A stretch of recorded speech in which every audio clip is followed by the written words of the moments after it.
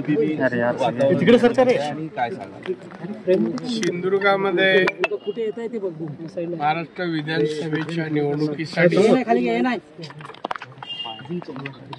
मालवण कुडाळमधून निलेश राणे उभे आहेत, कणकवली देवगड वैभववाडीमधून नितेश राणे उभे आहेत।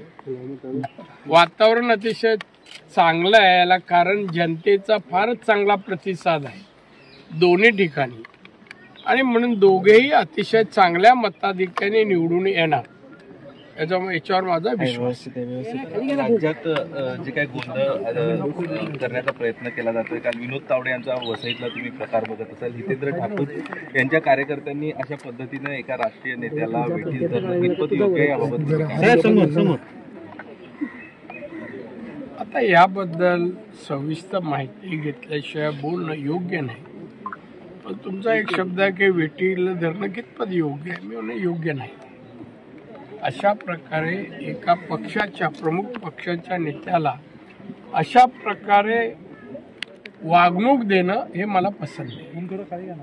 आपण बघतोय सिंधुदुर्ग मधली जर निवडणूक आपण बघितली तर सातत्यानं तुमच्या विरोधात जी लोक निवडणूक लढवतात त्यांच्या माध्यमातून घराणेशाही, दादागिरी हेच शब्द वापरले जातात, दुसरे मुद्दे नाहीत का या मतदारसंघात प्रचारासाठी? मला एक सांगा, मी 90ला 35 वर्ष झालं आलो तेव्हा हेच मुद्दे होते, आले तेव्हापासून कोणाला त्रास झाला सांगा माझ्याबद्दल, कोणाला अपशब्द बोललो, कोणाला मारजोड झाली।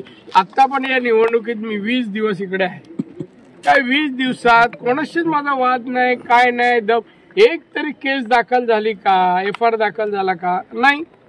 हे विरोधक जे आहे ना, हे विरोधक माझ्या जवळ राहिलेले, माझ्या घरी खाल्लेले, ज्याला मी घडवलं असेच विरोधक आहे, बाहेरचे कोण नाही आहेत। बाहेरचे विचार सगळे माझ्याशी चांगले आहेत आणि त्याच्यामुळे हा विरोध हा द्वेषापोटी आहे, द्वेषापोटी आहे, राजकीय विरोध नाहीये। लोकांना, सगळ्या लोकांना मी इथे हवं आहे की त्यांना माहिती आहे विकास या माणसाशिवाय कोण करू शकत नाही आणि त्यामुळे ही जलसी आहे, द्वेष आहे, त्याच्यामुळे हा विरोध आहे। या गेल्या मंत्रिमंडळात नितेश राणे यांचं मंत्रीपद जवळजवळ निश्चित झालं होतं, हुकलं होतं। आता बघायला आवडेल दोन्ही मुलांना मंत्रिमंडळात?